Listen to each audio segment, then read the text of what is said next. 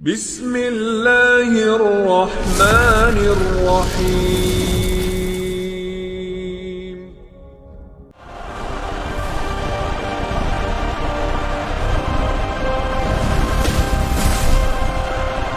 Suatu ketika Ali radhiyallahu an ketika menjadi khalifah di Kufah, ketika dia berkhutbah, tiba-tiba ada seseorang yang bernama Sa'sa'ah bin Suhan al-Abdi radhiyallahu an bertanya kepada Ali radhiyallahu an. Kata Sa'sa'ah bin Suhan, "Ya Amiral Mu'minin, mata yakhrujad Dajjal?" Wahai Amiral Mu'minin, kira-kira kapan munculnya Dajjal itu? Maka Amirul Mukminin Ali radhiyallahu an, beliau mengatakan, "Wahai Sa'sa'ah, engkau bertanya kepadaku sesuatu yang sangat besar. Maka akan aku jawab, dan tolong ingat-ingat jawabanku." Maka Ali radhiyallahu an mengatakan, "Idza amatan nasu shalawat," apabila manusia sudah mulai meninggalkan salat. "Wa adha'ul amanah," apabila manusia sudah melalaikan amanah. "Wa kana al-hilmu dha'fa wadh-dhulmu fakhra,"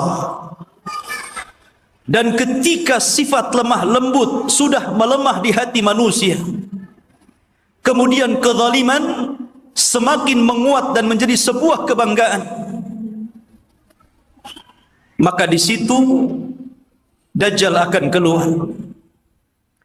Kemudian kata Ali radhiyallahu an, "Wa umara'uhum fajara, wa wuzara'uhum khawana, wa a'wanuhum zalama, wa qurra'uhum fasaqah." Dan ketika para pemimpin yang diangkat adalah pemimpin-pemimpin yang bejat, kemudian para menterinya adalah para pengkhianat-pengkhianat bangsa, dan para pendukungnya adalah orang-orang zalim, dan para ulamanya menjadi ulama-ulama ulama-ulama yang fasik, maka ketika itu Dajjal akan keluar. Kemudian Ali radhiyallahu melanjutkan, "Wa dhahara al-jawru wa fasaz zina wa dhahara ar-riba wa quti'atil arham." Dan ketika kezaliman dan kelaliman menyeruak di tengah-tengah bumi ini, kemudian menyebarnya zina, tampaknya riba, dan orang sudah mulai memutuskan silaturrahim, maka itu juga alamat telah dekatnya munculnya Dajjal. Kemudian kata Ali radhiyallahu an, "Wattukhidatil qainat wa syuribatil khumur." Dan ketika manusia sudah mulai memanggil-manggil para penyanyi untuk menyanyi, kemudian khamar diminum secara bebas. Artinya di sini ikhwatu fiddin, maka kalau itu terjadi maka telah dekat kemunculannya.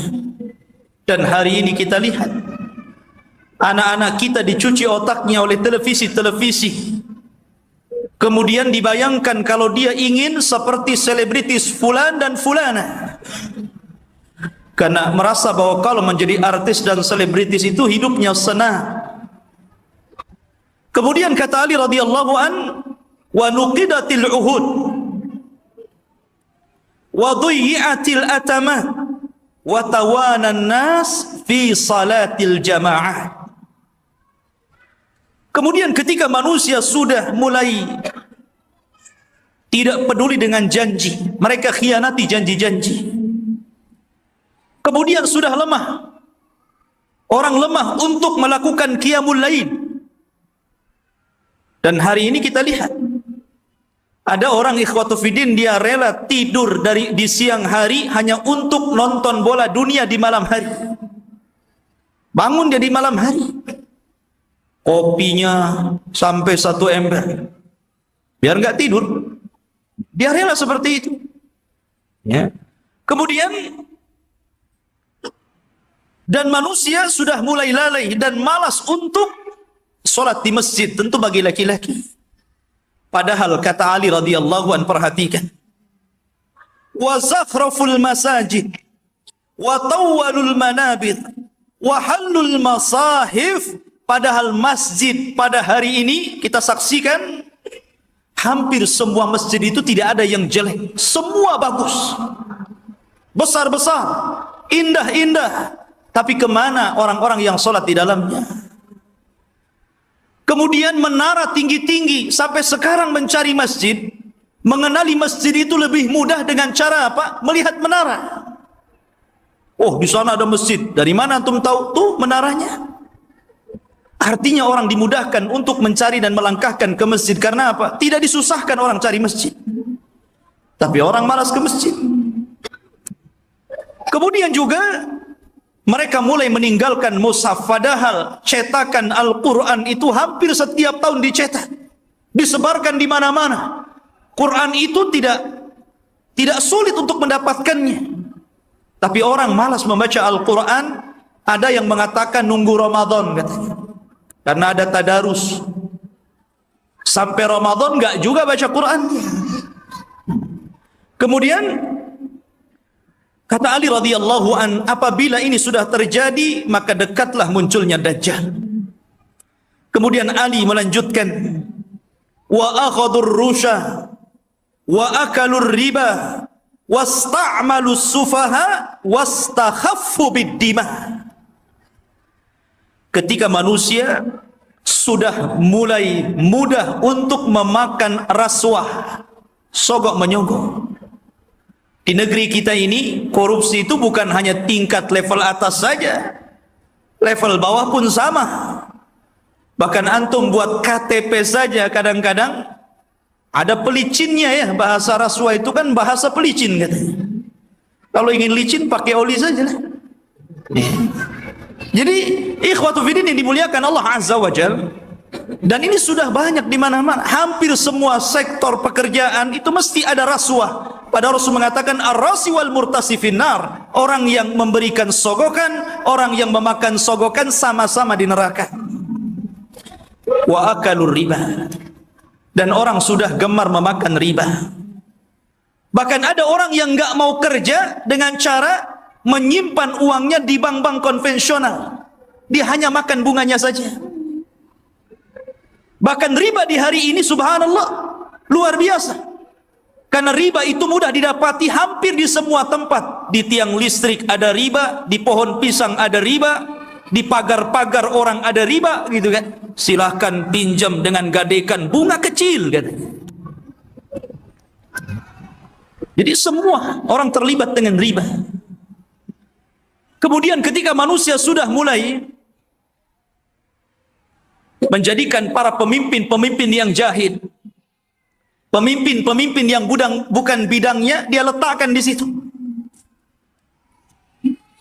Harusnya ketika Anda mencari pemimpin atau pengurus untuk memimpin sesuatu, cari pemimpin-pemimpin yang layak dan bisa mengurus urusannya. Contoh saja umpamanya, yang paling mudah pesantren ataupun yayasan. Kadang orang-orang mencari pemimpin yang bukan orang-orang ahli agama. Macam mana orang yang bukan ahli agama memimpin pesantren yang notabene di situ diajarkan Al-Quran dan Sunnah? Jadi apa itu pesantren jadinya? Ini okelah pesantren-pesantren. Lah yang lebih dari itu seperti kepala desa, lurah, camat, bupati, sampai kepada presiden. Ketika manusia sudah melalaikan itu, dan mereka juga menganggap remeh persoalan darah. Kalau orang sudah menganggap remeh persoalan darah, ikhwan, maka itu alamat telah dekat keluar Dajjal. Anda bisa saksikan hari ini di medsos, setiap hari kita mendengar ada orang yang membunuh dan ada orang yang dibunuh. Sampai sering saya katakan orang yang membunuh bingung kenapa bisa membunuh, orang yang dibunuh lebih bingung lagi kenapa Anda membunuh saya. Apa alasan saya Anda bunuh? Makanya bayi-bayi yang dibuang itu kemudian meninggal dalam kardus, meninggal di solokan, meninggal di tong-tong sampah, meninggal di parit-parit, itu di hadapan Allah akan datang ke hadapan Allah dan mengatakan wal mau'udatu su'ilat bi ayyi dzambin qutilat. Atas dosa apa kau bunuh aku? Aku ini salah apa? Aku masih kecil. Aku tidak mendolimi siapapun. Aku masih fitrah. Kenapa aku dibunuh? Kemudian kata Ali radhiyallahu anhu, kalau sudah seperti ini dekatlah munculnya Dajjal.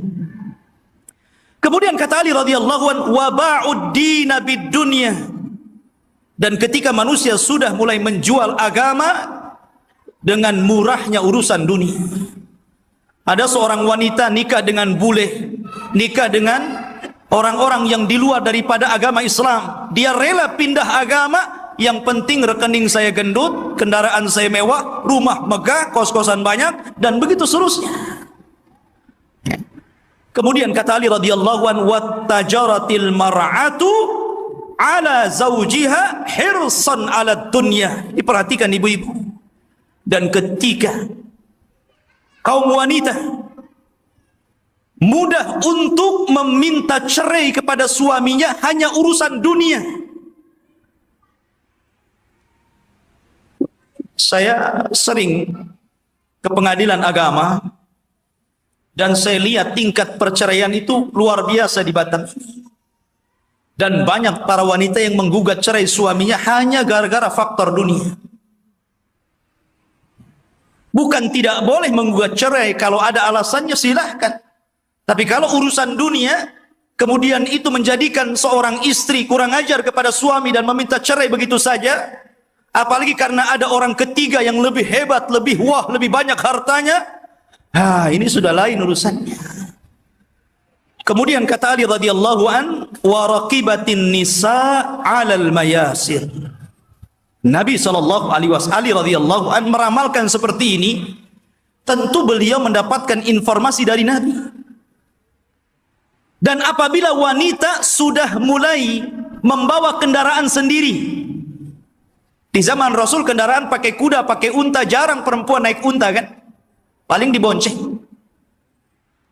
Makanya di sini Ali tidak mengatakan dan manusia dan para wanita menaiki al-ibil, unta, tetapi mengatakan al-mayasir, ditujukan kepada kendaraan-kendaraan modern, mobil, motor.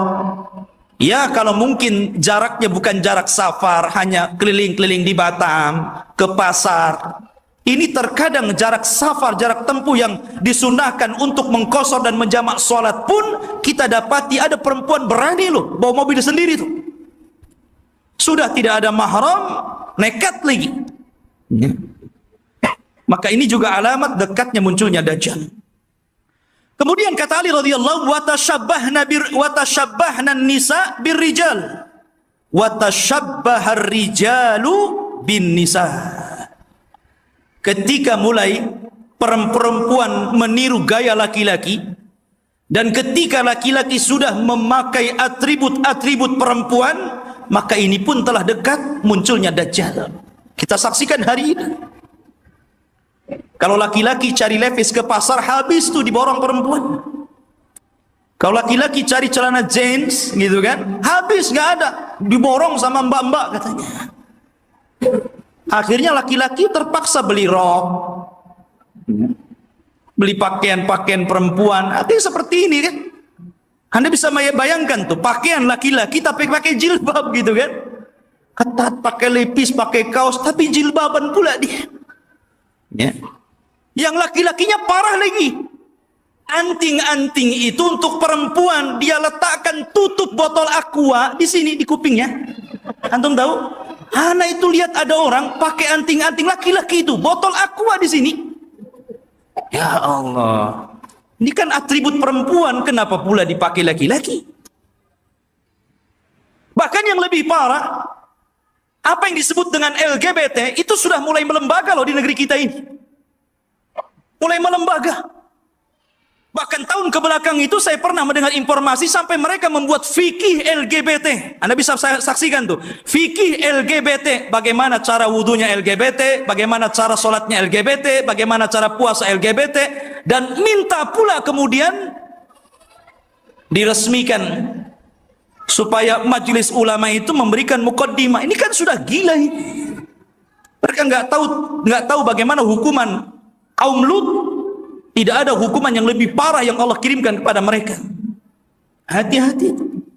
Di Batam aja banyak itu. Antum kalau keluar ke jalan-jalan, hati-hati kalau ada yang manggil tuh, bang, LGBT. Ma'asyiral muslimin rahimani wa rahimakumullah. Kemudian wa kana as-salamu bainahum 'ala al-ma'rifah. Ketika antum mengucapkan salam kepada orang yang antum kenal saja, yang antum nggak kenal nggak antum ucapkan salam. Padahal jelas nih, yang pepasan dengan kita ini pakai songkok, pakai pakaian koko gitu kan, rapi. Kita yakin dia muslim. Ya jalan biasa saja. Paling antum itu mengucapkan salam sama yang antum kenal saja. Kalau nampak ada janggutnya, celananya cingkrang, pakai gamis, assalamualaikum. Nah ini sudah tanda-tanda ini. Kemudian kata Ali radhiyallahu an, wa syahida syahidun min ghairi an yustashhad wa halafa min ghairi an yustakhlaf. Ketika manusia sudah mulai berani menjadi saksi padahal dia bukan saksi, bersumpah padahal dia tidak diminta sumpah, anda bisa mendapatkan di pengadilan-pengadilan ini. Ada orang yang saksi itu dijual, dibeli. Kamu jadi saksi bayar sekian. Kamu bersumpah saya bayar sekian. Ini banyak sekali yang seperti ini. Saksi jualan. Kemudian kata Ali radhiyallahu an, wa labisu juludad dha'ni ala qulubid di'ab wa kanat qulubuhum amarrun minas sabri wa alsinatuhum ahla minal asli wa sarairuhum antanu minal jiyaf. Dan ketika manusia-manusia sudah memakaikan bulu-bulu kambing, kulit-kulit kambing pada hati-hati serigala. Padahal hati mereka adalah hati yang beracun, yang tidak pernah sabar. Padahal mulut mereka hanya manis di bibir, tapi tidak sebagaimana hatinya. Dan kehidupan pribadi mereka lebih busuk dibandingkan bangkai, kata Rasul. Nabi SAW ingin menyindir siapa? Kayak Ali radhiyallahu ingin mengisyaratkan kepada manusia siapa? Orang-orang yang hanya menampakkan kebaikan, padahal di belakangnya orang ini buruk. Bahasa kitanya pencitraan saja. Biar orang pengenal saya ini baik, saya ini begini, dan begitu seterusnya. Dan zaman sekarang subhanallah, nyalon RT saja itu janjinya banyak. Itu baru RT itu. Nanti gang ini kita aspal, nanti solokan ini kita perbaiki. Habis jadi RT wassalam kan begitu. Kemudian wal tumisal fiqhu li ghairi din wa unkiral ma'ruf wa urifal munkar. Dan ketika manusia memberikan kecerdasan mereka bukan kepada urusan agama, ketika itulah maka manusia akan mengingkari yang ma'ruf dan mereka akan cenderung melakukan mungkar. Kan banyak ikhwan, kita sebagai orang tua tentu kita bisa melihat potensi anak. Anak saya ini cerdas, hafalannya mudah, ya. Harusnya kalau orang tua sudah tahu anak ini ada bakat kecerdasan, arahkan ke agama. Mumpung mereka masih bisa merekam gitu kan. Kalau sudah tua, susah, ibarat menulis atau mengukir di atas lautan gitu kan, di atas air. Ya nggak mungkin. Tapi kalau mengukir di atas batu sih masih berbekas. Maka dari sini ketika kecerdasan bukan kepada urusan agama, tapi untuk urusan dunia, maka orang pasti akan mengingkari yang ma'ruf dan akan melakukan kemungkaran. Kata Ali, kalau sudah tersusun beberapa masalah ini, maka pasti kedekatan munculnya Dajjal sudah dekat. Fannajatun najah, hati-hati kalian, selamatkan diri kalian dan selamatkan diri kalian. Ikhwatu fiddin yang dimuliakan Allah Subhanahu wa taala. Kita tahu bahwa ketika fitnah sudah menyebar di sana dan di sini, apa yang saya katakan tadi, dan hampir semua yang dikatakan Ali radhiyallahu an berlaku. Dan itu kita saksikan bermunculan setiap hari, dan Anda bisa saksikan di medsos-medsos yang kita lihat setiap hari. Apa yang disebutkan Ali itu bermunculan untuk satu-satu. Lah ketika ini sudah terjadi, maka muqaddimah alamat kiamat besar akan muncul. Apa muqaddimah alamat kiamat besar? Khurujul Mahdi, keluarnya Imam Mahdi. Ini yang kita akan bahas. Ma'asyiral muslimin rahimani wa rahimakumullah. Kita tahu bahwa kemunculan Imam Mahdi dan kemunculan Dajjal itu hampir beriringan. Imam Mahdi dulu, baru kemudian Dajjal. Dan Nabi SAW mengatakan Dajjal tidak mungkin keluar kecuali ala khiffatin minad din wa qillatin minal ilmi.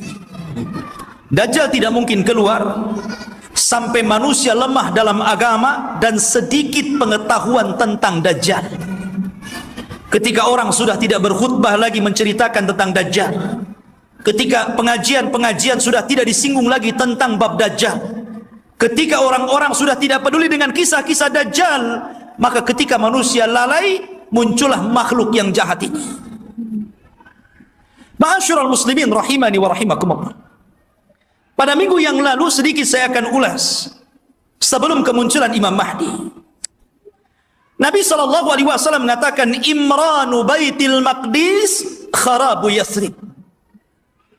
Apabila pusat kekuatan kaum muslimin sudah dipusatkan di Baitul Maqdis, di Yerusalem, alhamdulillah, kita bersyukur kepada Allah Subhanahu wa taala. Allah telah menggagalkan keinginan barat untuk memindahkan Israel Raya di tengah-tengah kota Yerusalem. Ini sebuah nikmat. Tapi walaupun kemudian terjadi, maka itu adalah alamatul kiamah. Itulah yang memang akan berlaku di akhir zaman. Berarti kalau ini berlaku, tanda-tanda itu semakin dekat dan dekat. Kata Nabi SAW, apabila seluruh kaum muslimin dari belahan dunia sudah mempusatkan kekuatan mereka di Yerusalem, tepatnya di Baitul Maqdis, kharabu Yasrib. Ketika itu kota Yasrib, kota Madinah dan Mekah akan ditinggalkan manusia. Padahal Mekah dan Madinah itu ketika itu dalam posisi sebaik-baiknya ekonomi, tapi akan ditinggalkan dan akan berhijrah ke Baitul Maqdis. Wa kharabu Yasrib khurujul malhamah. Dan ketika Yasrib roboh, Madinah roboh, kosong, tidak ada orang karena hijrah semua ke Syam, maka ketika itu muncullah malhamatul kubra, perang besar. Malhamah itu diambil dari kata-kata lahmun. Lahmun itu artinya daging. Kenapa kemudian peperangan disangkut pautkan dengan daging? Karena ketika itu peperangan, setelah orang melakukan peperangan dengan alat-alat canggih, maka alat-alat itu kemudian dimusnahkan, maka kembali peperangan menjadi peperangan kembali ke alat-alat tradisional. Boleh jadi mungkin diawali dengan perang nuklir dulu, karena masing-masing negara punya nuklir gitu kan. Masing-masing negara punya rudal, punya senjata hebat. Boleh jadi muqaddimah peperangan ini dilakukan dengan cara perang teknologi dulu. Setelah kemudian hancurnya negeri-negeri, senjata pun sudah tidak ada lagi, hanya bangkai-bangkai besi-besi tua. Disitulah kemudian peperangan akan kembali ke perang tradisional. Disinilah pembenaran sabda Nabi SAW agar anda melatih diri dengan cara berkuda, dengan cara menombak, dengan cara memanah, dengan cara berpedang, karena perang akan kembali ke zaman itu. Ma'asyiral muslimin, kemudian wa khurujul malhamah. Apabila telah nampak malhamah, orang berperang dengan pedang, sehingga daging tercabik-cabik dan melayang kemana-mana, darah muncrat kemana-mana, ketika terjadi Malhamatul Kubra, atau dalam bahasa barat Armageddon gitu kan, dalam masalah bahasa kita Malhamatul Kubra, maka ketika itu kaum muslimin menguasai Konstantinia. Apa Konstantinia? Konstantinia adalah Konstantinopel. Akan dikuasai. Di mana Konstantinopel itu? Di Turki sana. Jadi kaum muslimin akan menguasai sampai ke sana. Wa fathul Konstantinia, dan ketika Konstantinia dikuasai kaum muslimin, bangsa Rom sampai ke Italia, sampai ke ibu kota Italia. Kaum muslimin sampai ke sana, bergerak sampai ke arah Eropa sana. Maka disitulah kata Nabi SAW, wa fathul Konstantinia khurujud dajjal. Ketika kaum muslimin memenangkan perang besar, perang Konstantinia, maka ketika itu munculnya dajjal. Ma'asyiral muslimin rahimani wa rahimakumullah. Kita tahu bahwa pusat kekuatan kaum muslimin, saya katakan kelak akan berada di Palestina. Tepatnya di Yerusalem, Baitul Maqdis. Semua kaum muslimin, tentara-tentaranya dari berbagai macam negara akan bergabung di situ. Maka disitulah ikhwatu fiddin, Barat ini punya kepentingan. Mereka hendak menghancurkan bangsa-bangsa yang menurut mereka itu sangat kuat dan tidak bisa dikalahkan oleh sendiri. Maka akhirnya mereka melakukan perdamaian bersama kaum muslimin untuk sama-sama menyerang bangsa-bangsa yang menurut orang-orang Romawi itu sangat berbahaya bagi mereka dan juga kaum muslimin. Maka berdamailah ketika itu kaum muslimin dengan orang-orang Barat, dan hari ini juga berdamai, ya kan? Kita tahu Liga Arab, mereka ada hubungan dengan Barat, entah secara ekonomi, politik atau yang lain. Itu namanya perdamaian juga. Tapi di akhir zaman, yang namanya perdamaian itu tentu setelah adanya peperangan. Kalau tidak ada peperangan, mau damai apa? Perang dulu baru damai. Ya. Makanya Nabi SAW mengatakan, tastalihuna antum warum sulhan aminah. Kalian kaum muslimin di akhir zaman akan berdamai dengan orang-orang Nasrani, orang-orang Romawi. Dan ketika itu orang-orang Romawi aksarun nas, orang yang paling banyak pasukannya. Mereka tuh banyak sekali. Cuman masalahnya, kalau memang orang-orang Nasrani itu mereka kuat, kenapa tidak langsung menyerang kaum muslimin? Karena kaum muslimin itu walaupun sedikit ditakuti oleh orang-orang kafir. Lihat di zaman Rasul, perang Badar, 300 melawan 1.300, menang. Lihat perang Mu'tah. Antum tahu perang Mu'tah? Perang Mu'tah itu perang di mana kaum muslimin berhasil memerangi orang-orang Romawi. Nabi menulis surat kepada Raja Romawi. Suratnya itu dirobek, utusannya dibunuh. Marah orang-orang Romawi ini, akhirnya menyiapkan pasukan bergerak untuk menyerang Nabi. Kata Nabi, kalau mereka menyerang kita di Madinah, maka akan banyak terbunuh, laki-laki, perempuan, anak-anak, kakek-kakek. Ini tidak adil. Kita siapkan pasukan, kemudian kita sambut mereka. Akhirnya Nabi SAW mempersiapkan pasukan. Kata Nabi, wahai Zaid, peganglah bendera. Kalau kau mati, ganti dengan Ja'far. Kalau Ja'far mati, ganti dengan Abdullah ibn Rawahah. Berangkat. Dan di antara pasukan ada Khalid ibn Walid, tapi tidak dijadikan pemimpin karena baru masuk Islam. Berangkat mereka ke Mu'tah. Ya. Ketika melihat jumlah mereka berlipat-lipat banyaknya dengan kaum muslimin, wajar manusia. Zaid mengatakan, apakah kita perlu pulang ke Madinah memberitahu Rasul? Atau bagaimana? Enggak imbang nih, pasukan Romawi banyak sekali, sementara pasukan kita sangat sedikit sekali. Tetapi karena mereka sudah kadang keluar membawa pasukan besar, sementara pasukan Romawi lebih besar daripada itu, akhirnya Allah takdirkan mereka pun melakukan peperangan. Subhanallah, di awal peperangan Zaid meninggal dunia. Kemudian bendera ditangkap oleh Ja'far. Ja'far meninggal dunia, terputus seluruh anggota badannya, termasuk dua tangannya terputus. Dia pegang bendera, diputus ininya, dipegang kirinya, diputus ininya, dipegang dadanya, dibelah akhirnya.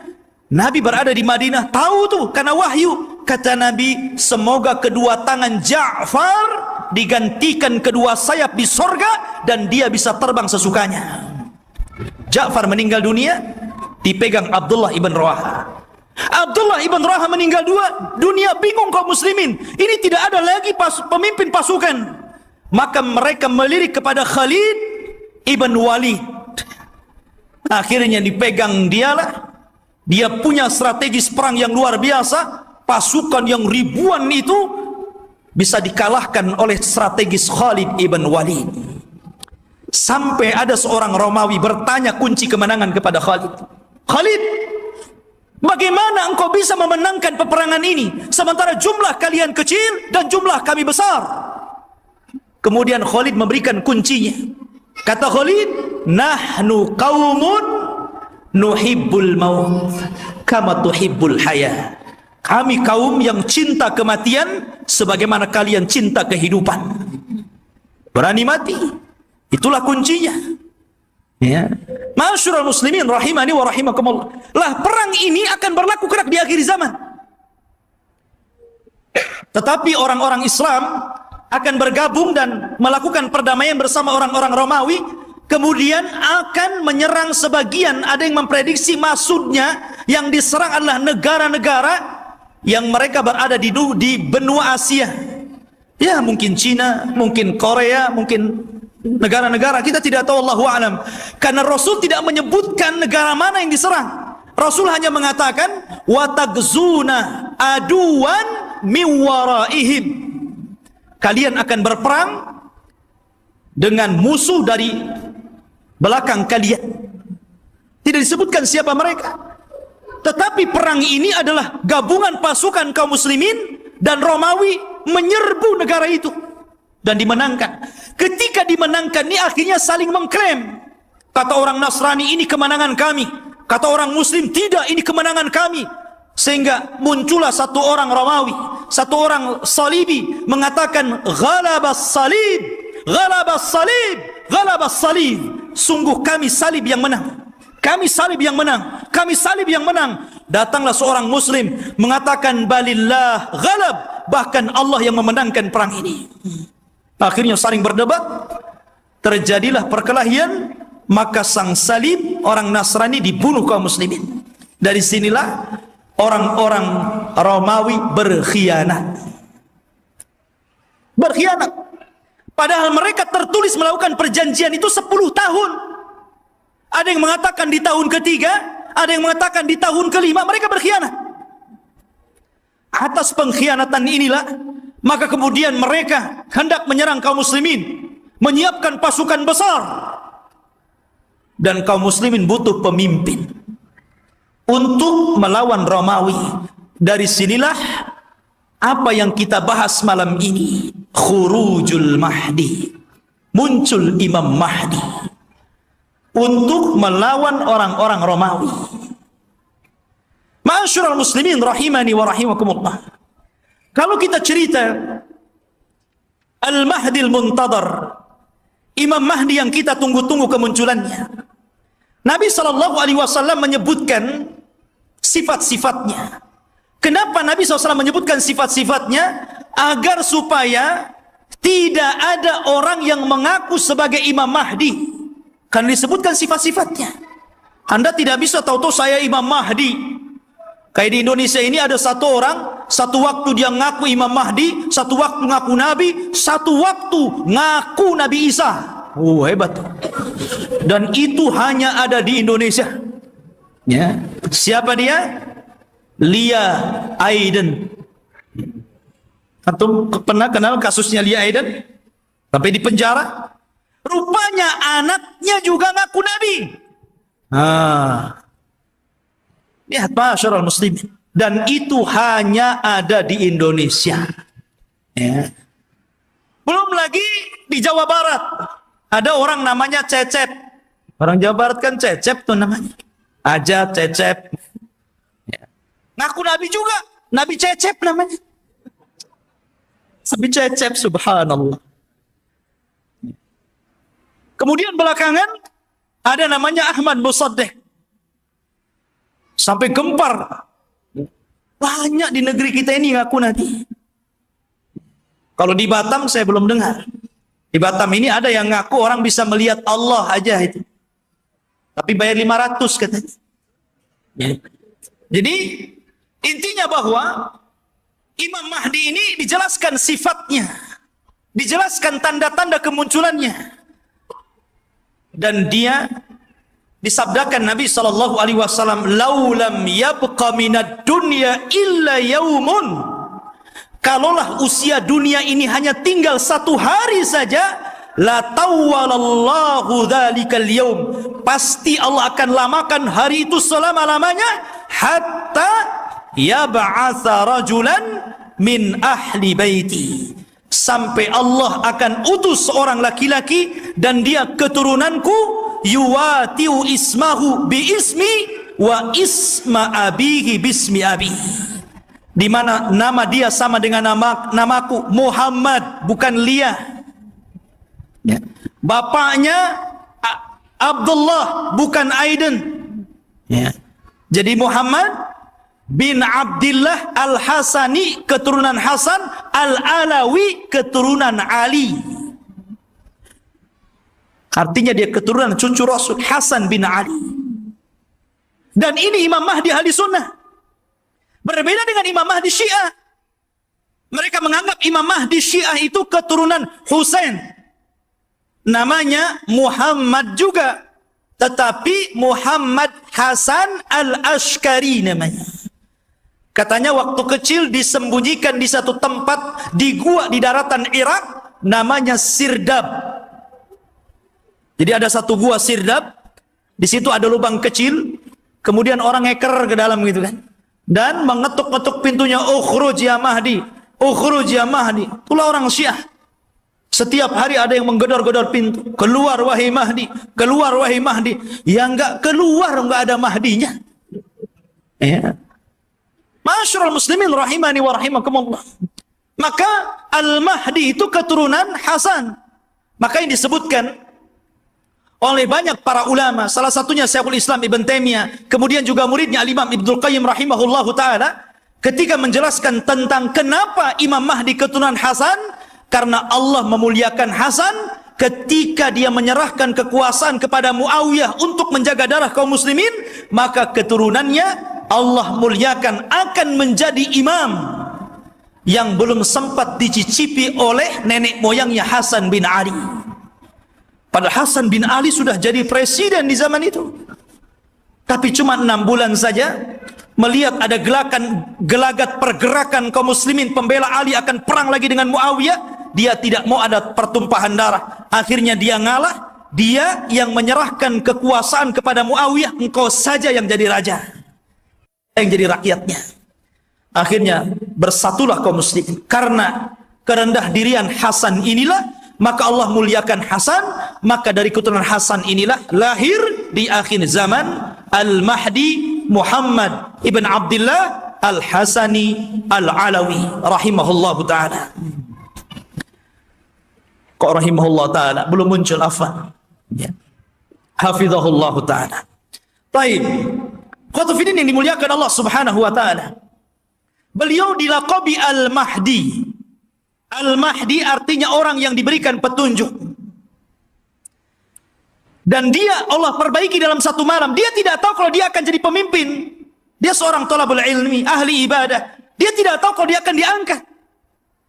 Tiba-tiba ketika dia dari Madinah ke Mekah untuk haji gitu kan, orang-orang memandang bahwa dia itu ada kelainan. Orang ini luar biasa, punya wibawa, taat beribadah, sehingga orang-orang Allah lembutkan hatinya, diarahkan agar memilih orang ini dan dibayatnya. Pada awalnya dia menolak. Dia menolak. Siapa saya? Saya bukan siapa-siapa. Kenapa Anda memilih saya untuk menjadi pemimpin kalian? Tapi kemudian dia pun istikharah di malam hari itulah Allah perbaiki dia dalam satu malam. Allah berikan ilmu, kecerdasan, kepemimpinan, subhanallah, sehingga dalam satu malam kun fayakun. Idza arada syai'an an yaqula lahu kun fayakun. Kalau Allah menghendaki sesuatu, tinggal katakan kun fayakun, jadi dia. Ya. Kemudian pembayatan kepada Imam Mahdi inilah tersebar. Sampai akhirnya datang tentara dari Syam untuk membunuh Imam Mahdi yang ada di Mekah. Berangkat mereka pasukan itu. Ya. Tapi ketika mereka sampai di Baida antara Mekah dan Madinah, Allah kirimkan gempa yang sangat besar sehingga mewafatkan dan menghancurkan mereka. Kata Nabi SAW, sebelum datang tanda-tanda kiamat akan muncul, maka akan terjadi 3 gempa. Gempa dari arah timur, gempa dari arah barat, dan gempa di Jazirah Arab. Inilah gempa di masa Imam Mahdi, menghancurkan semua pasukan yang akan menyakiti Imam Mahdi. Sampai orang yang jalan pun ikut mati, orang yang mau dagang ikut mati. Sehingga Aisyah bertanya kepada Rasul, wahai Rasul, bagaimana orang yang ikut mati yang tidak bersalah dan hendak membunuh Imam Mahdi itu?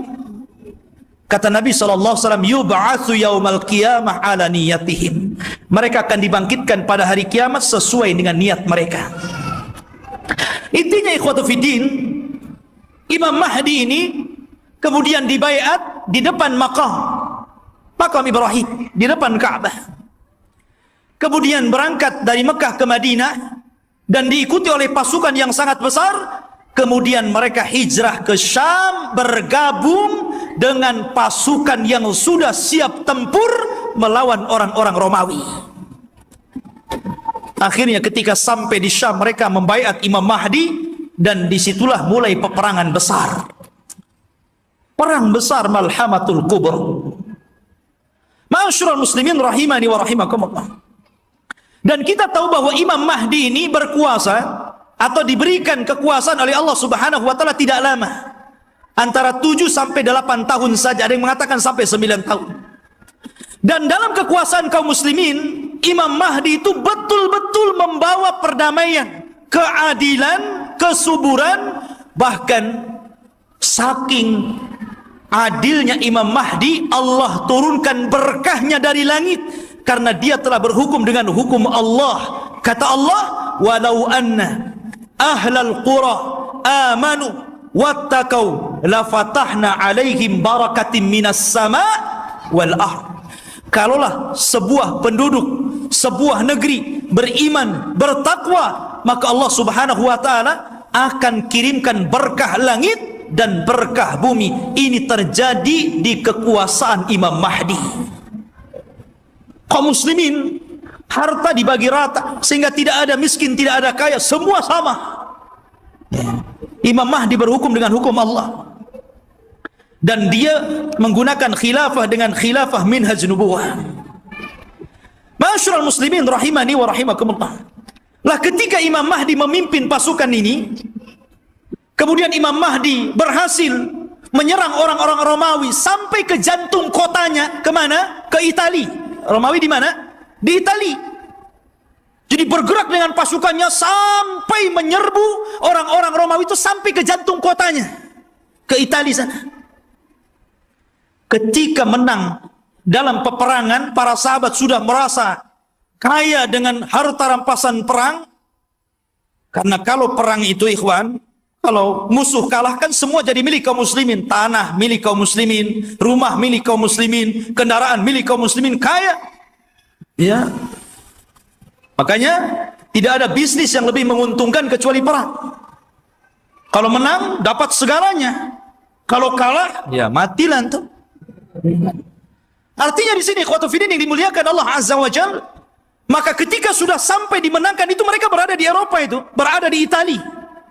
Dan dimenangkan kaum muslimin, maka mereka sedang beristirahat di bawah-bawah pohon zaitun sambil menggantungkan pedang-pedang mereka, menunjukkan perang hari itu bukan dengan rudal, bukan dengan nuklir, tapi kembali ke pedang, kembali ke panah, kembali ke tombak, kembali ke kuda, kembali ke unta, persis di zaman Rasul. Disitulah syaitan datang. Kemudian berteriak bahwa Dajjal telah muncul di Syam dan membawa pasukan dan akan masuk ke rumah-rumah mereka. mendengar itu, maka Imam Mahdi mengutus 10 orang yang berkuda.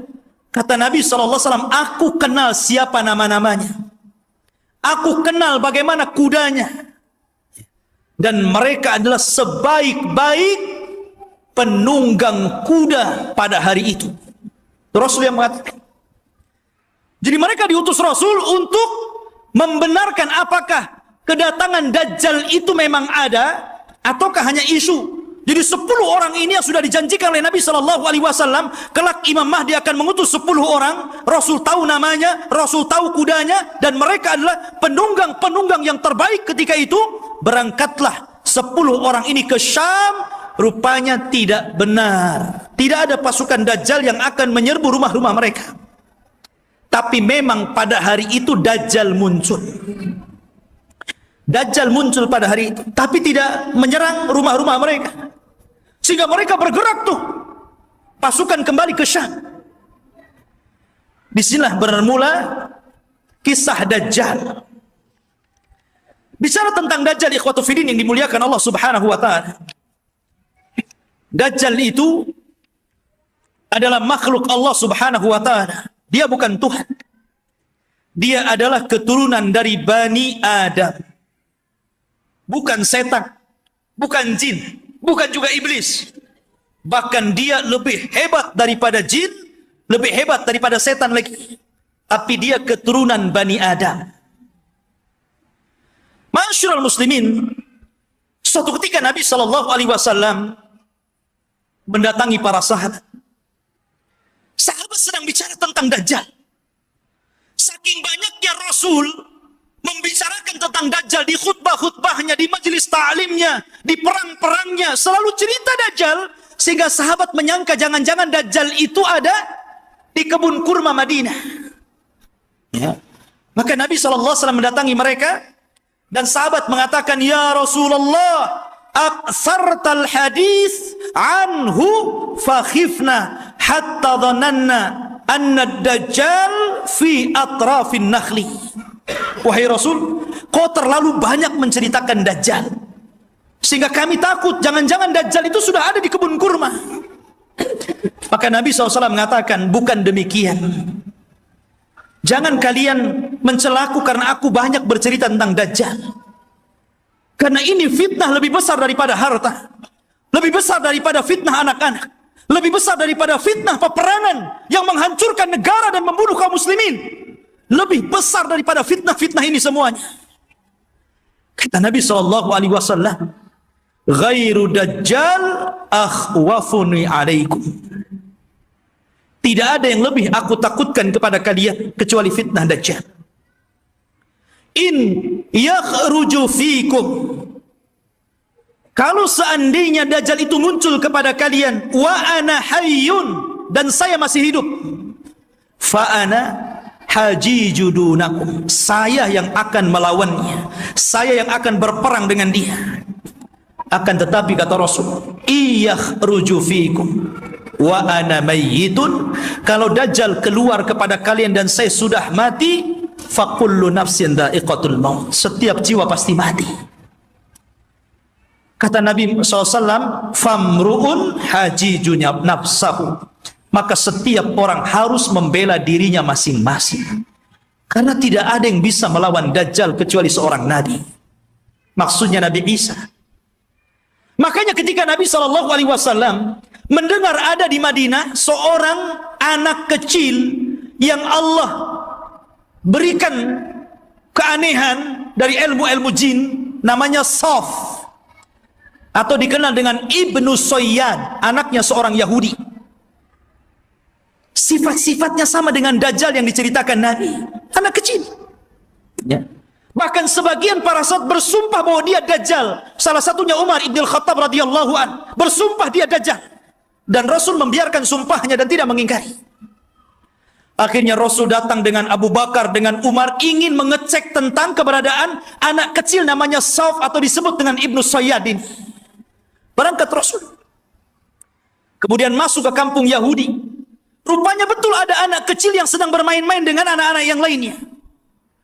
Kemudian Nabi memanggil anak kecil namanya Saf itu, dan mengatakan, ya Saf, atashhadu anni Rasulullah? Wahai Saf, apakah engkau bersaksi saya adalah utusan Allah? Anak kecil nengok Nabi. Kemudian dia mengatakan, asyhadu annaka nabiyul ummiyin. Aku bersaksi engkau adalah Nabi yang diutus oleh Allah subhanahu wa ta'ala. Tiba-tiba Saf berbalik tanya kepada Rasul, ya Muhammad, atashhadu anni Rasulullah? Hei Muhammad, maukah kau bersaksi aku juga utusan Allah? Bayangkan, anak kecil ngomong di hadapan Rasul, mau enggak kau bersaksi saya juga utusan Allah sama dengan kamu? Kata Rasul, amantu billahi walir rasul. Aku beriman kepada Allah dan kepada Rasulnya saja. Maka Nabi SAW makin yakin. Karena Dajjal itu kemunculannya akan mengaku Nabi dan berakhir mengaku Tuhan. Ya. Maka kemudian kata Nabi SAW, ya Saf, inni khaba'tu laka khaba'an. Wahai Saf, dalam hatiku, dalam dadaku, aku menyembunyikan beberapa kalimat. Karena ketika itu Rasul baru diturunkan ayat kepadanya, surah kepadanya. Namanya Suratul Dukhan.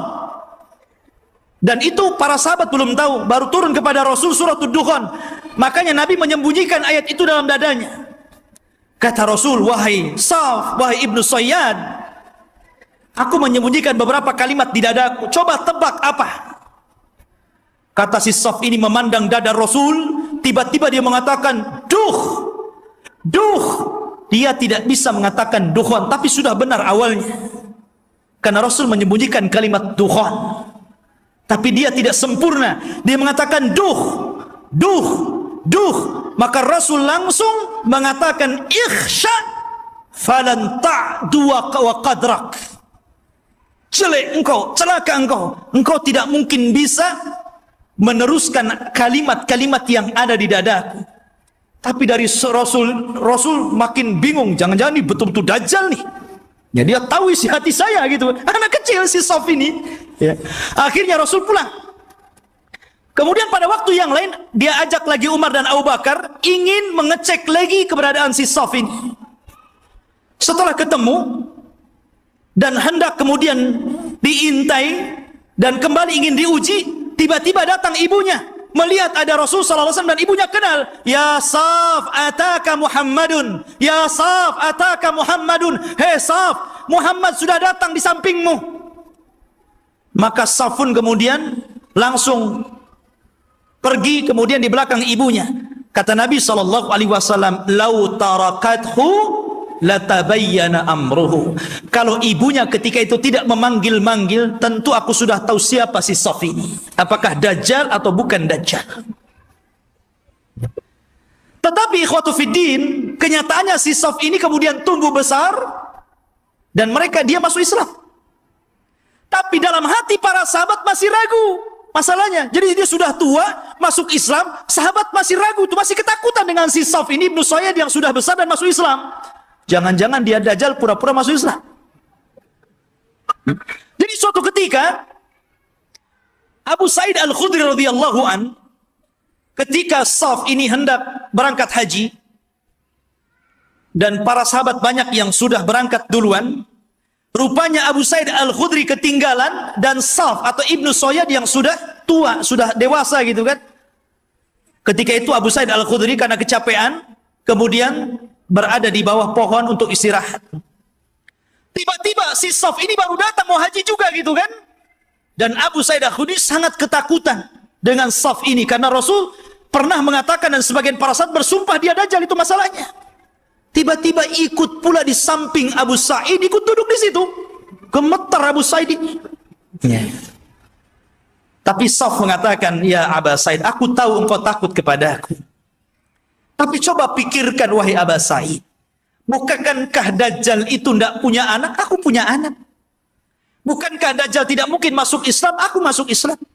Bukankah Dajjal itu tidak mungkin datang ke Mekah dan tidak juga menginjak Madinah? Aku bisa ke Mekah, aku bisa ke Madinah. Kenapa kau ragu?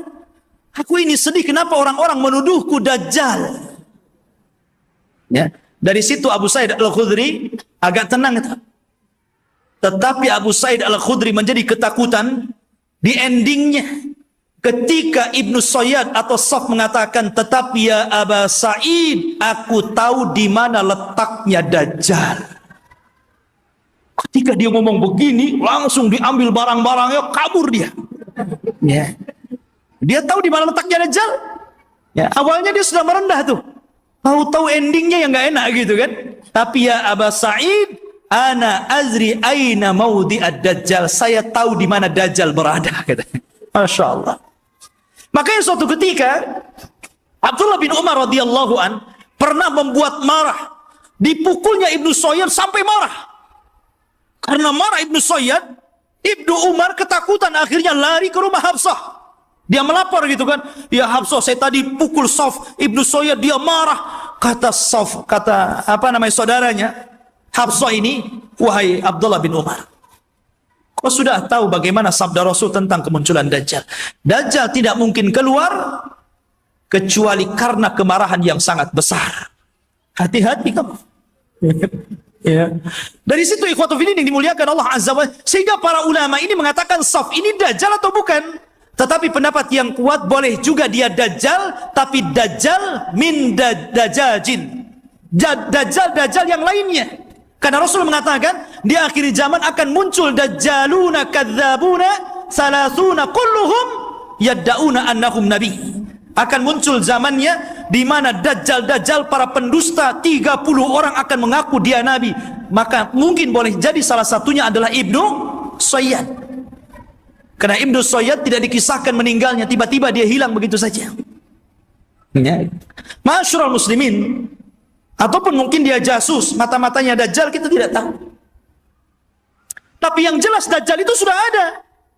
Di zaman Nabi SAW sampai ada kisah yang luar biasa dari seorang sahabat namanya Tamim ibnu Aus Ad-Dari. Tamim ibnu Aus Ad-Dari ini masuk Islam belakangan, 2 tahun sebelum wafatnya Rasul. Di tahun ke-9 Hijriah dia baru masuk Islam. Dan dia seorang pelaut. Jadi suatu ketika Tamim Ad-Dari ini banyak berjasa juga dalam Islam, walaupun dia tidak lama berjumpa dengan Rasul, tapi dia orang yang menerangi masjidnya Rasul dengan pengalamannya, dan dia pula yang membuat mimbar Rasul. Ini Tamim ibnu Aus Ad-Dari ini. Ya.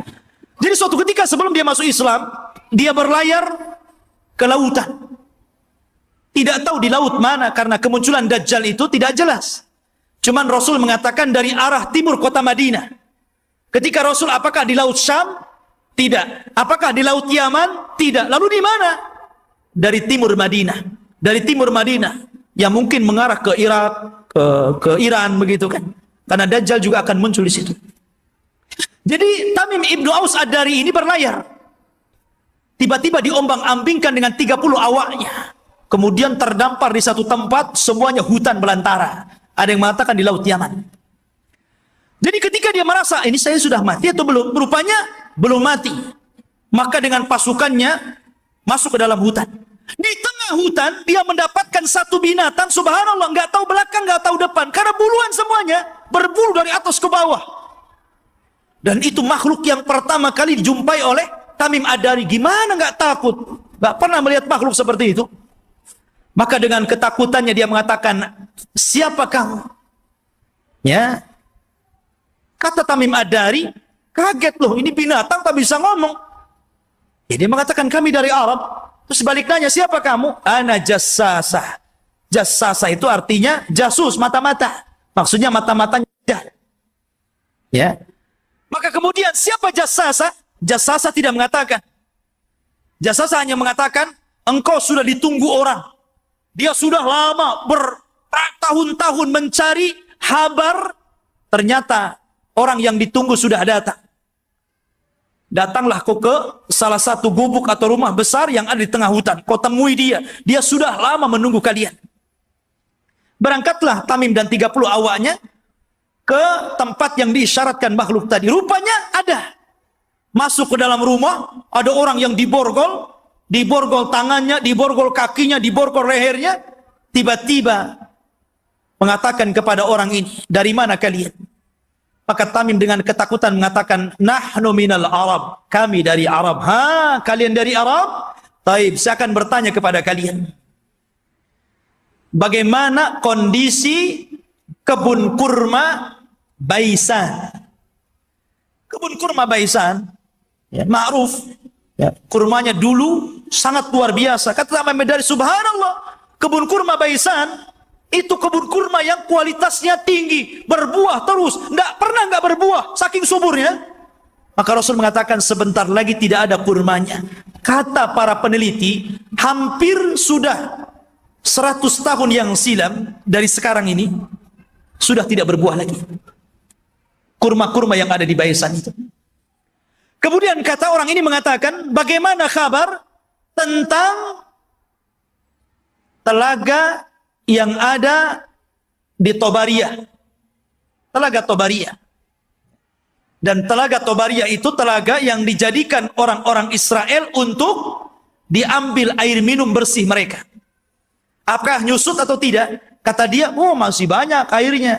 Dan katanya hari ini, saya baca di Google itu, ya bisa percaya bisa tidak Google. Kalau ingin yakin, antum ke sana saja ke Israel. Ya. Katanya sudah surut hampir 30-40% airnya. Artinya apa yang dikatakan orang ini menjadi sebuah kenyataan. Kemudian kata orang ini mengatakan, bagaimana kabarnya Ainuz Zughar? Ainuz Zughar, mata air Zughar itu mata air bersih yang biasa diambil minum dan untuk perairan ladang, dan itu berdekatan dengan Bahrul Mayyit, ya, dengan laut mati. Laut mati yang dulu kaum Lut diadab, kemudian ditimpakan dan sekarang jadi laut mati. Lah, Ainuz Zughar itu ada di sekitar itu. Kata orang ini, apakah masih berair? Ya, masih berair. Para petani masih ngambil airnya. Orang-orang masih minum di situ. Kata orang ini, sebentar lagi akan kering. Kemudian orang ini bertanya, apakah sudah tampak Nabi utusan Allah, Nabi Arab? Kata Tamim Ad-Dari, ya, dia sudah sampai di Madinah, berhijrah dari Mekah. Apakah orang-orang membenarkan dan mendustakan? Iya, ada yang membenarkan, ada yang mendustakan. Kata Dajjal, sebaik-baik manusia adalah orang yang mengikuti dia. Dajjal saja nyuruh kita ikut Nabi. Ya. Dia mengatakan apa? Sebaik-baik orang adalah ikut dia. Ya. Dajjal itu. Ya. Sekarang yang bukan Dajjal nggak mau ikut Nabi. Nggak mau juga nyuruh orang ikut sunnah Nabi. Ada orang ikut sunnah Nabi dikatakan Wahabi. Ya. Ma'asyiral muslimin rahimani wa rahimakumullah. Maka kemudian Tamim Ad-Dari ketakutan, nggak mau lagi berdialog banyak-banyak, gitu kan? Dia langsung pergi pulang, cari jalan keluar. Allah takdirkan sampailah dia ke Madinah tepat pada tahun 9 Hijriah. Kemudian masuk Islam. Disitulah dia bercerita tentang pertemuan dia dengan makhluk yang aneh itu. Kata Nabi, tahukah kamu, manusia yang kau temui itu adalah Dajjal. Artinya sudah pernah ditemui salah seorang sahabat. Dan inilah satu-satunya kisah dari sahabat yang diriwayatkan Rasul, kemudian diriwayatkan kepada para sahabatnya. Rasul tidak pernah mengambil riwayat dari para sahabat. Yang ada sahabat meriwayatkan dari Nabi. Ini tidak, Nabi meriwayatkan dari sahabat, kemudian diriwayatkan ke sahabat yang lainnya. Satu-satunya sahabat yang diambil riwayatnya adalah Tamim Ad-Dari. Karena Rasul kan tidak punya, apalagi Tamim Ad-Dari seorang Nasrani sebelumnya. Ya. Maka dari situ ikhwatu fiddin, kata Nabi SAW di hadapan para sahabatnya, dia bercerita sambil bawa tongkat. Maka Nabi SAW mengatakan, kelak Dajjal itu akan sampai ke sini. Maksudnya Madinah dan Mekah. Tapi dia tidak akan bisa masuk. Dajjal itu hanya bisa yatarakab, hanya bisa mengintip di balik bukit Uhud. Karena seluruh kota Madinah dan Mekah akan dipagari malaikat, di tangannya pedang-pedang yang siap untuk membunuh Dajjal. Dajjal ketakutan. Dia hanya bisa melihat dari atas bukit Uhud. Dilihatnya Masjid Nabawi, tepatnya kuburan Nabi, bercahaya warna putih. Kemudian Dajjal mengatakan, hada qasrul abiyad, hada qasru Ahmad. Inilah istananya Muhammad. Inilah istana putih. Dan subhanallah, apa yang dikatakan Dajjal menjadi sebuah kenyataan. Kalau antum umroh atau Allah takdirkan antum haji gitu kan, cobalah antum melihat Masjid Nabawi di malam hari dari kejauhan. Naiklah ke bukit Uhud gitu kan, Antum lihat Masjid Nabawi, tepatnya kuburan Rasul, maka akan dilihat ada cahaya putih. Dari tempat itu ada cahaya putih yang ke atas, membenarkan apa yang dikatakan Dajjal.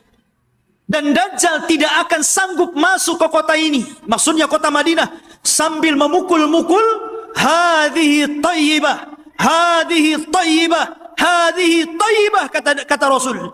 Inilah negeri yang disucikan, inilah negeri yang disucikan, inilah negeri yang disucikan. Dajjal tidak mungkin masuk ke negeri ini, Mekah dan Madinah. Makanya di zaman itu salah satu tempat yang aman dari Dajjal, berangkatlah antum ke Mekah dan Madinah. Cuman sayang nggak ada pesawat. Antum kira-kira naik apa tuh dari Batam ke sana? Ya, nggak ada lagi pesawat terbang. Ya, mungkin belum sampai dah mati antum di jalan. Jadi khotbah yang dimuliakan Allah Azza wa Jalla, kata Nabi Shallallahu Alaihi Wasallam ketika bicara Dajjal, beliau mengatakan,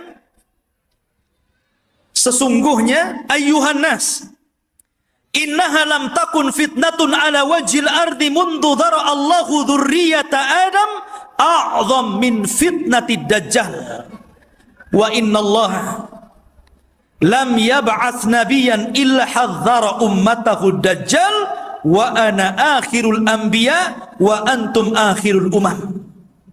Wahai manusia, tidak ada satupun fitnah yang lebih dahsyat ketika Allah menciptakan anak Adam dibandingkan fitnah Dajjal.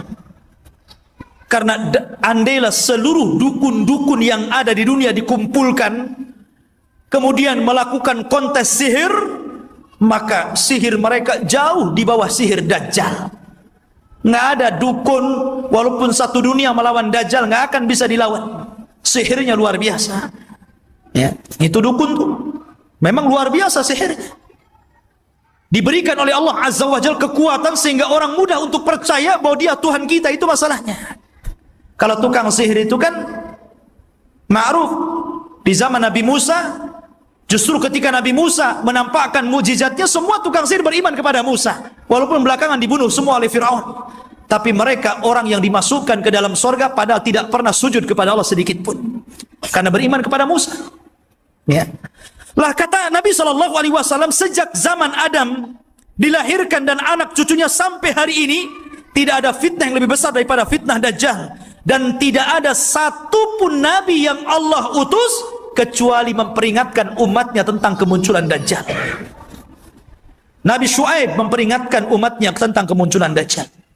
Nabi Saleh, Nabi Yakub, Nabi-Nabi yang lainnya, Nabi Ibrahim, Nabi Sulaiman, Nabi Daud, dan seluruh para Nabi, mereka mengingatkan tentang kemunculan Dajjal. Kalau seluruh para Nabi dan Rasul mengingatkan akan kemunculan Dajjal, termasuk juga Nabi kita Muhammad SAW, maka cukuplah ini bukti bahwa fitnah Dajjal itu sangat dahsyat, karena seluruh para Nabi memperingatkannya. Ini antum harus paham. Ya. Ma'asyiral muslimin, sedikit kita mengenal ciri-ciri Dajjal. Dajjal itu keriting rambutnya. Bukan berarti yang keriting dia Dajjal. Jadi dia memiliki rambut keriting yang dipintal. Makanya Dajjal itu kusut sekali mukanya. Ya kan? Jadi antum tahu orang-orang yang keriting, habis dikeriting dipintal lagi.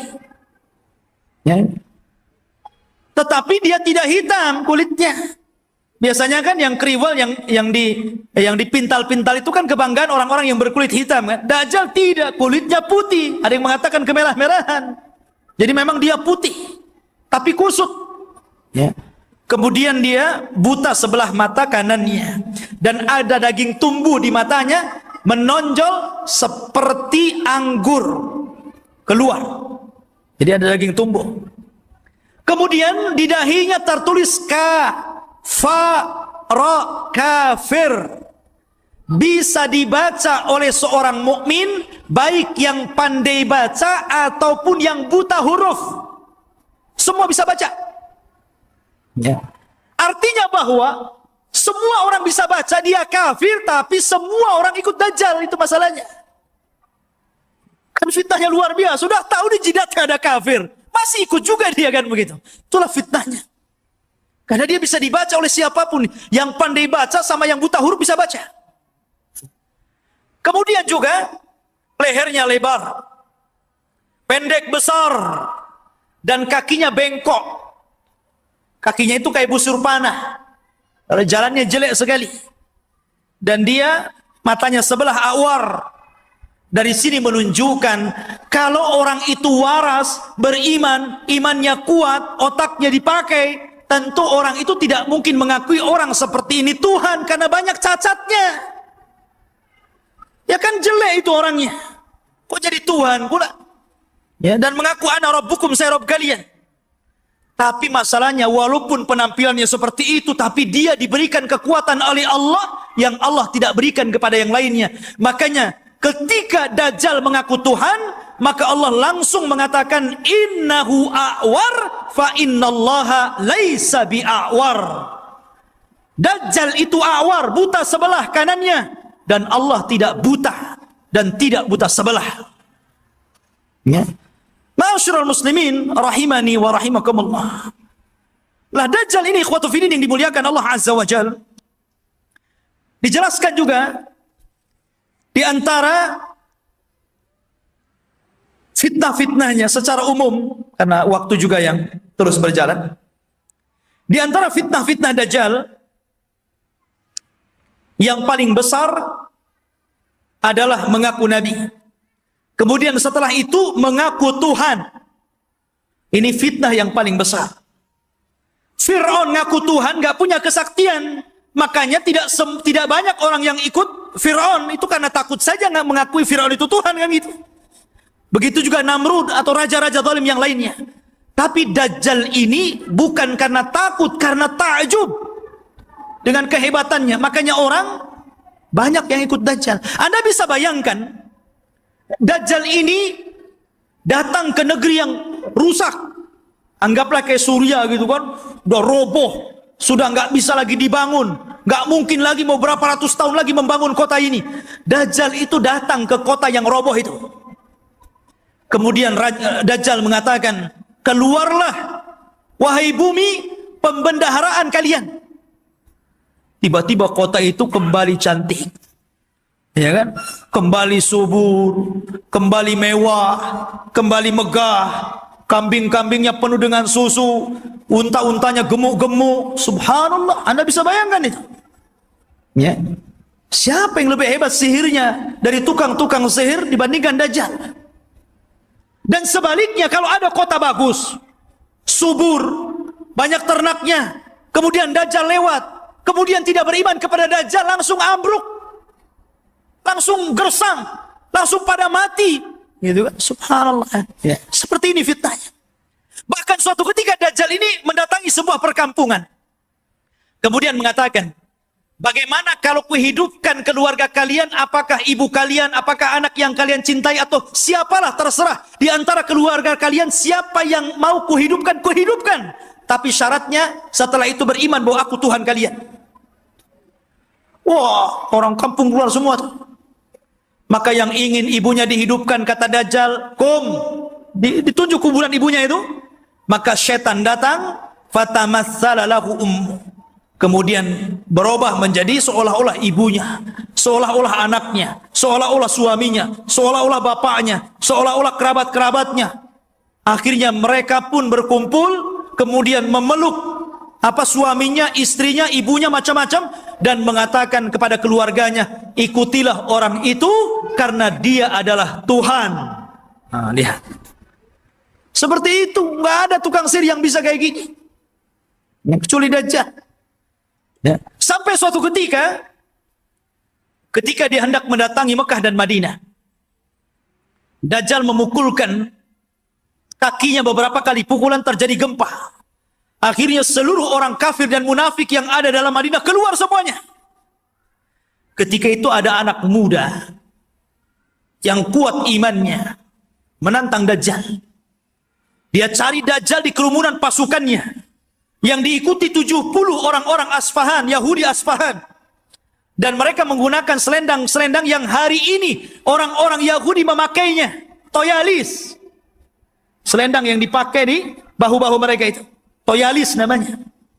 Ya. Lah kemudian anak muda ini ditangkap oleh tentara Dajjal. Kemudian ditanya, mau kemana mau? Kamu? Saya mau ketemu rajamu Dajjal. Di mana dia? Akhirnya dihadapkan. Kemudian Dajjal memerintahkan pasukannya untuk memukuli. Habis dipukuli dihadapkan kepada Dajjal. Kemudian Dajjal memerintahkan algojonya untuk menggergaji. Digergaji jadi dua tuh. Dari atas kepala pertengahannya sampai ke muka sampai ke belah jadi dua. Habis belah jadi dua, Dajjal berjalan di tengah-tengahnya. Kemudian mengatakan kepada pengikutnya, kalau aku hidupkan dia, makin yakin engkau dengan aku bahwa aku Tuhan kalian. Semua mengatakan, ya engkau Tuhan kami. Maka Dajjal mengatakan, kom. Akhirnya jadi satu lagi itu tubuhnya. Ya, kayak punya ilmu rawa rontek. Ya, jadi satu itu. Ya. Kemudian setelah itu Dajjal sudah menghidupkan lagi, semua orang berteriak, antal ilah, engkau adalah Tuhan. Maka Dajjal mengatakan kepada anak muda ini, maukah engkau bersaksi bahwa saya adalah Tuhan kalian?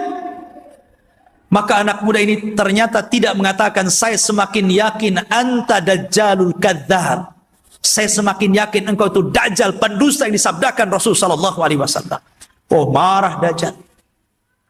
Akhirnya Dajjal mengambil pisau dan hendak membunuhnya, tapi tidak bisa karena takut kelemahannya diketahui orang-orang. Akhirnya dia pegang tubuhnya dan dilemparkan ke dalam api. Tapi anak muda ini sempat berteriak, engkau tidak akan bisa membunuh kecuali diriku, yang lain tidak bisa. Ya, Ma'asyiral muslimin rahimani wa rahimakumullah. Dari sini menunjukkan bahwa luar biasa Dajjal ini. Lah Dajjal ini akan memimpin pasukan besar. Makanya orang-orang Yahudi mereka bermimpi kalau terbentuk Haikal Sulaiman dan robohnya Masjidil Aqsa, kemudian berkumpulnya pasukan, mereka mengatakan kami sedang menunggu Mesius kami. Mesius itu bahasa mereka, bahasa kita Dajjal. Bahasa kita Dajjal. Makanya kalau kita melihat simbol Zionis itu kan gambar mata gitu. Walaupun Zionis itu sudah tidak asli lagi Yahudi, karena Zionis itu tidak berpegang dengan Taurat, tapi berpegang dengan Talmud. Talmud itu Taurat yang sudah dirobah-robah, yang kemudian menjadi protokoler Yahudi. Harus begini, harus begini, harus begini. Itu Talmud, bukan Taurat. Mereka mengklaim saja Taurat, lahirlah agama Zionis ini. Ya.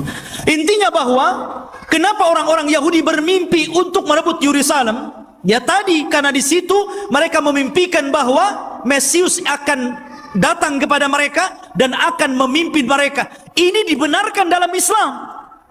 Karena Dajjal itu akan muncul di situ. Dan akan dibunuh juga di situ. Di Babil Lud. Atau gerbang Lut yang sekarang menjadi kota yang diagungkan orang-orang Israel. Di tengah-tengah Israel. Babil Lut itu. Dan Dajjal akan dibunuh di situ. Makanya ikhwatu fiddin yang dimuliakan, wajar kalau orang-orang Yahudi berusaha untuk menguasai dunia karena mereka bermimpi bahwa Dajjal akan memimpin mereka.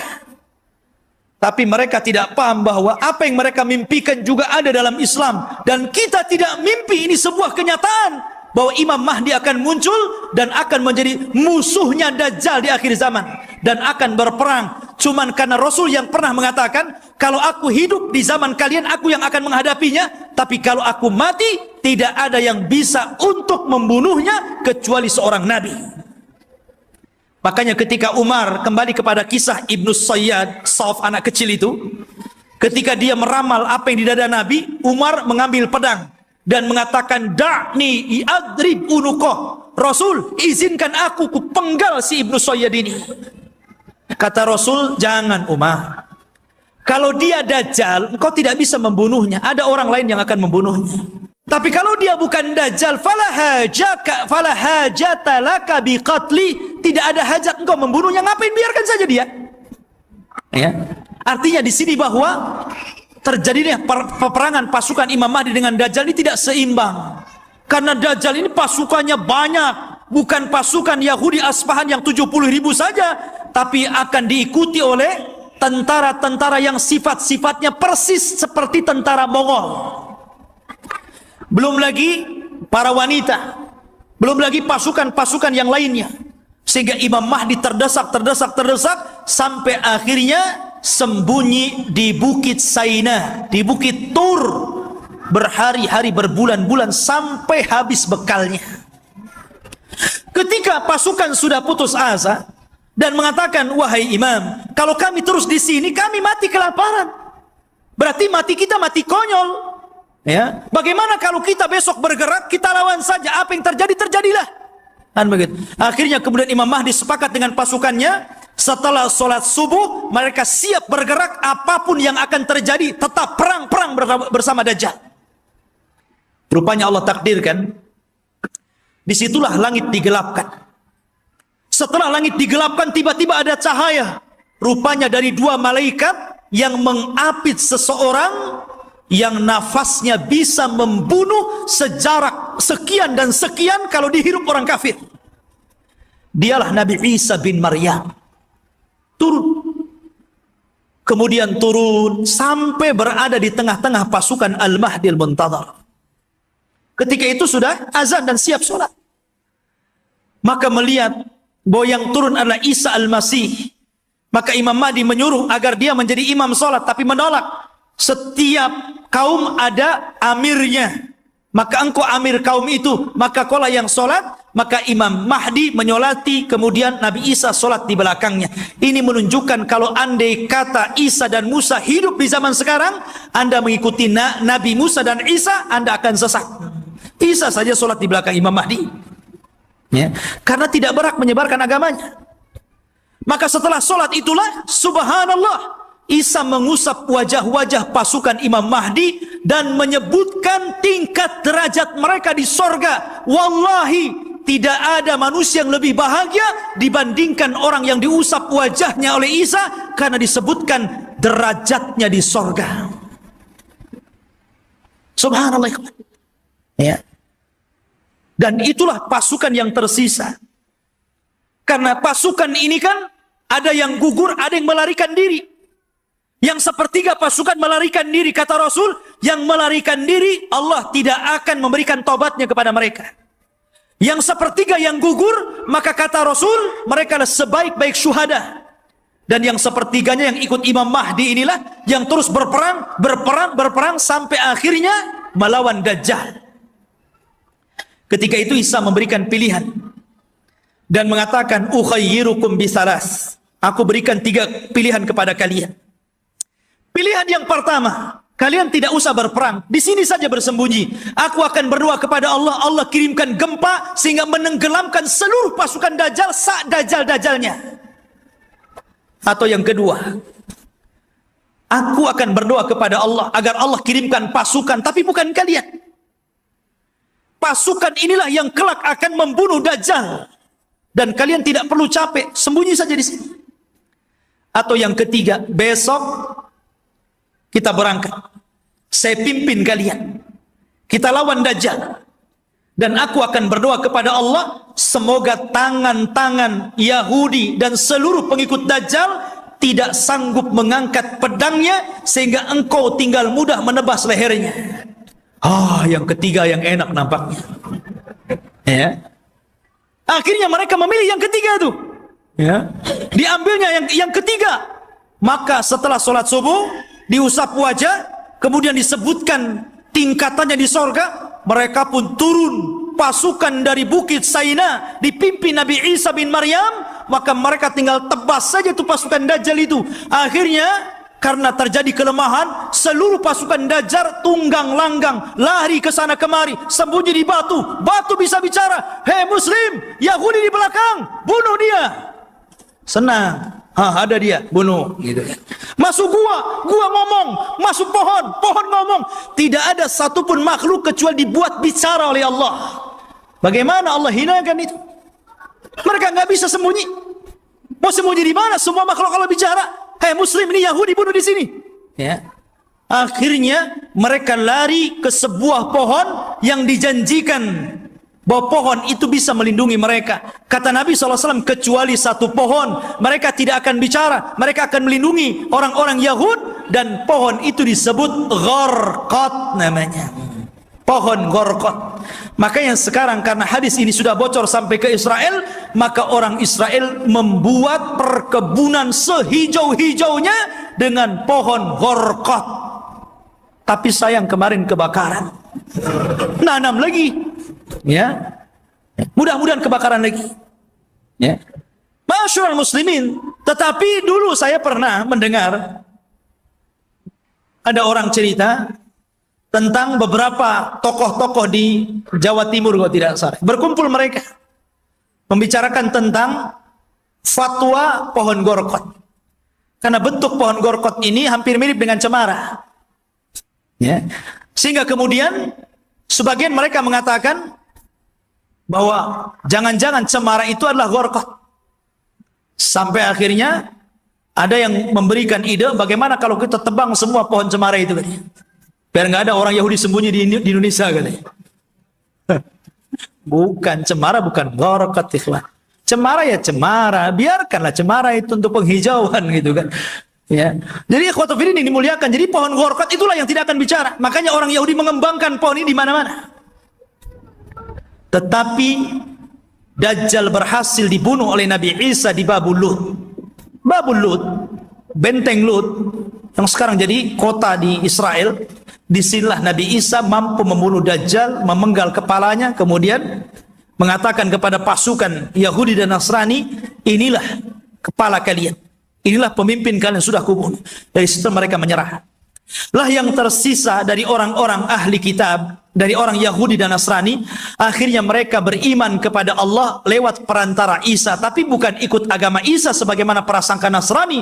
Mereka ikut agama Muhammad lewat perantara Isa, dan itu diisyaratkan dalam Al-Quran, wa im min ahlil kitab illa la yu'minan nabihi qabla mautihi. Dan sebagian ahli kitab kelak akan beriman kepada Allah dan agama Muhammad sebelum wafatnya Isa bin Maryam, karena Isa akan berkuasa selama 40 tahun. Rupanya fitnah tidak berhenti. Ya, nanti kita ceritakan fitnah yang lebih besar, yang lebih hebat lagi. Fitnah yang kita kenal dengan Ya'juj dan Ma'juj. Kisahnya luar biasa.